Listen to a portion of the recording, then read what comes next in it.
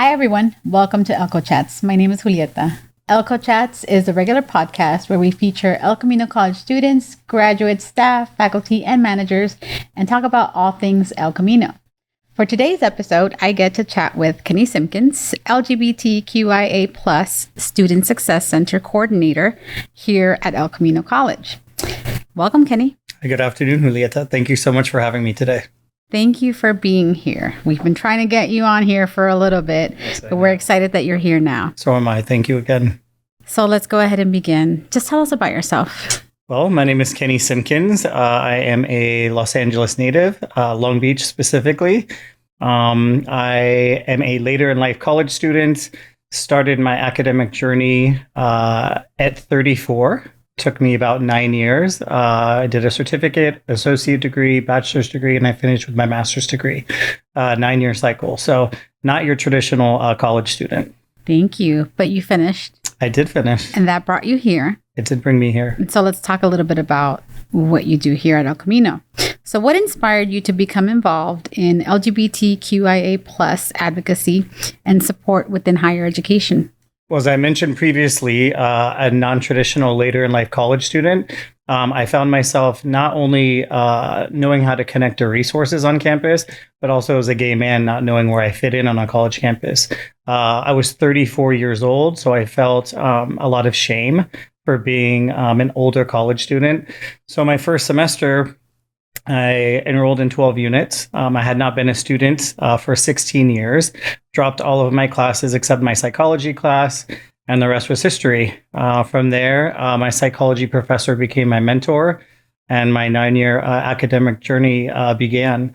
And again, not knowing where to turn to for resources really was my motivation. I figured out how to do an educational plan on my own. The counselors at the college I was at were not as helpful as I had anticipated. So throughout that process of navigating college life as an adult gay male, I decided to make sure that no other students had to go through what I had to go through. And that really is what motivated me to go into education. Thank you. So really that advocacy and support within higher ed came out of your experience and that intersection of your identity and supporting other students. So now to focus a little bit more about the LGBTQIA+ Pride Center at El Camino College. For those who are unfamiliar, can you tell us about El Camino's LGBTQIA+ Pride Center and its mission? I would love to. I'm happy to report that the Pride Center opened this semester, the spring 2025 semester, a long time coming. I was hired in October of 2022 to open the center. So it has been a work of passion, a work of patience. And again, we were finally able to open our doors this spring semester, along with our other equity centers on campus. And the Pride Center itself is really just a place, it's very much like home. The students that interact and engage there, they've created it as almost like a second home for them, where they find community and family within each other. And I got to visit that place myself not too long ago. Very welcoming, very inviting. And so I do hope other students stop by. What are some challenges that LGBTQIA+ students face in community colleges, and how does the Pride Center help address these challenges? LGBTQIA+ students face a myriad of obstacles as being college students. One of the first I would say is being invisible, not seeing themselves reflected in curriculum or coursework. A lot of the, let's say like math and sciences, they're not the warm and fuzzy subjects, right? But I always tell professors, if you want to weave in an LGBTQIA mathematician or scientist, come visit me. I'm happy to give you some names. And, just by incorporating an LGBT figure in your curriculum, it lets a student know in your classroom that it's a safe space. They don't have to out themselves, but just, hearing an LGBTQIA figure during that lesson plan, again, just reassures that student. Other things, just introducing your pronouns in the beginning of a class session. That's also an indication of the classroom being a safe space. When professors take roll on the first day, I encourage them to ask students what name they would like to be referred to as. and called by, because a lot of our students, especially our transgender students, are not their we say the government name, or your the name that was assigned to you at birth is not the name that's reflective of their identity today. The number one reason for transgender students dropping out of college is being referred to by their dead name, which is the name that no longer applies to them. Thank you. And so those are some of those challenges. And so with those challenges, how would you describe the atmosphere that you're trying to cultivate at the Pride Center for students, keeping in mind the challenges they face? Well, yeah, thank you for that question. And especially today with our new administration, right? Our new federal administration, we're seeing a lot in the news that our transgender students are being erased, no longer allowed to serve in the military. So it really is a huge priority of mine to make sure that all of our transgender students, faculty, and staff feel welcomed and appreciated and valued on our campus here. And so speaking a little bit more about the student experience and then the impact, how do you make sure students feel seen and supported, especially those who may not feel comfortable speaking up at first? Right. Well, the center itself, it's myself and 2 student workers. Everybody is greeted when they come in that front door with a smile and a welcome. Some students are at different stages, though, right? Some students could be questioning their identity. Some students could be perfectly comfortable with who they are and out, and some just prefer to be a little more quiet and observe. So the space is all of that. It's a place to be quiet. It's a place to speak up. It's a place to share your voice. And the community that the students provide one another, it really is a privilege for me as an adult to be able to sit in that company and to receive the love and the community that they create. And I'm really glad that you mentioned the team, but ultimately, as coordinator, you're the one who's initiating a lot of the events and a lot of the workshops and activities that you host for students at the Pride Center. Is that right? That's correct. But I tell them all I'm the old man, right? So I really look to the students here on campus for what they want and what their needs are, and I tell them, bring all of your ideas, all of the things on your wish list, and however I can breathe life into them for the students. That's my main goal and focus. For the fall semester, we concentrate heavily on LGBTQIA plus History Month, which is in October, and then the spring semester we concentrate on Pride Week, which is towards the end of the semester. All of the input that comes with those events really is student led. I like that you mentioned that, because you really are listening to the needs of students and shaping some of the activities with them in mind. And so, tied to that, what are some ways the presence of the Pride Center has shaped the wider campus community? I think in the last almost 3 years that I've been here, just the programming and the coordinated events that I've put on are really first of their kind here on the El Camino College campus. I do a lot of things with intentionality, and we are a Hispanic serving institution, so I really try to weave a lot of Latino culture into the events that I put on as possible. I feel that's important representation for especially our Latino students to be able to see themselves in the events, whether they identify as LGBTQIA plus or not. A perfect example, in the fall, we honor Transgender Day of Remembrance, where we honor our fallen trans brothers and sisters who have been taken away by fatal violence. And but this year and last year, we invited, this year we had an all-female mariachi come to campus and play for our students. And then the year prior to that, we had the world's first LGBTQIA plus mariachi come to campus. And I have to tell you I'm married to a Mexican man, so I'm familiar with mariachi, I'm familiar with the music, and I'm familiar with the community that it creates. But being able to see the community it created here on campus, both of those days was magical.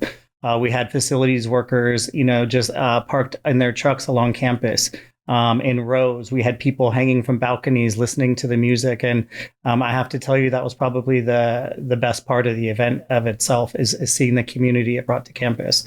So I'm very intentional about the stuff that I do, and I'm very inclusive as well.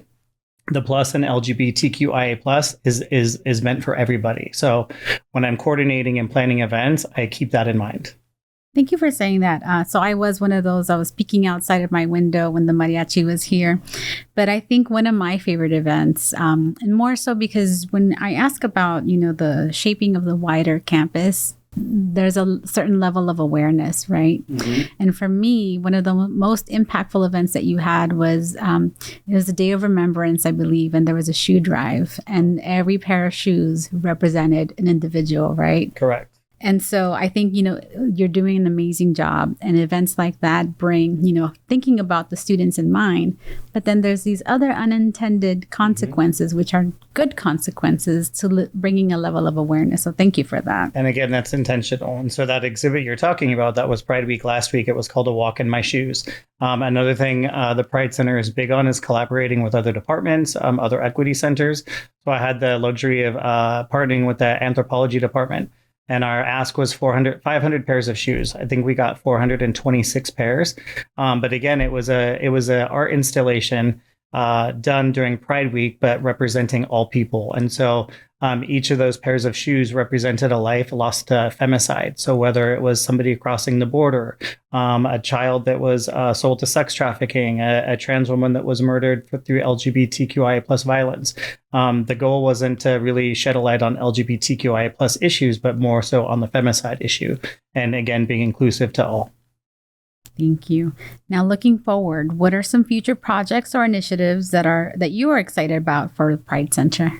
Okay, so Pride Week is coming up. This year we have 5 events planned. Actually, no, I take that back. We have 6. We're kicking off Pride Week with the Long Beach Pride Parade March. We actually entered into the parade El Camino College, so GSA in the college itself. We'll have a El Camino College van. We're going to decorate it, and we've got banners. We'll be marching in the Pride Parade to kick off Pride Week. I'm happy to say that we do have a ceremony for our LGBTQIA plus students and allies second year this year. So that will be Monday night. Tuesday, we have Dr. Eric Cervini coming to campus. He'll be doing a special talk at the Marcy Auditorium, gay rights activist and famous author. Wednesday, I'm happy to announce we are partnering with Mikasa and doing our first ever Joteria.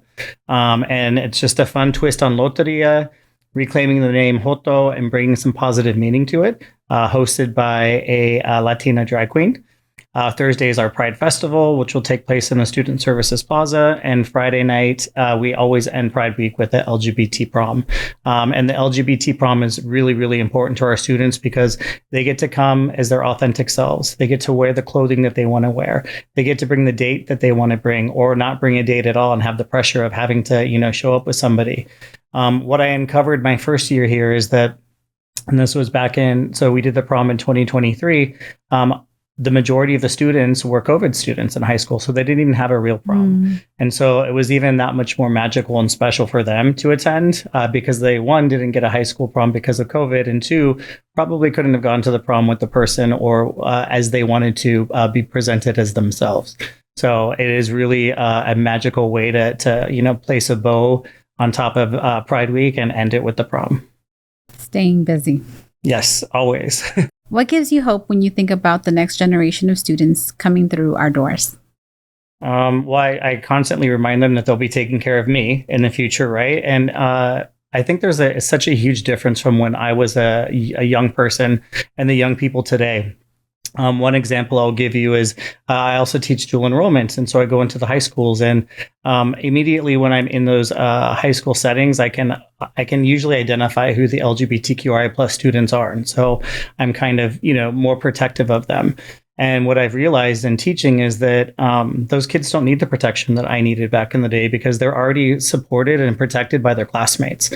So to see that type of growth and to see that young people today don't have to worry about the struggles that I had to go through is a gift. And our students already are advocating for themselves, advocating for their classmates, and they're fearless.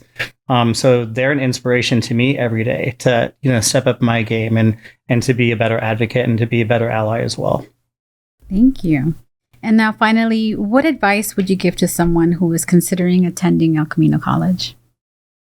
I would say come as you are. I've had the luxury of being here for almost 3 years, and I love the college campus. I love the family we have here, the community.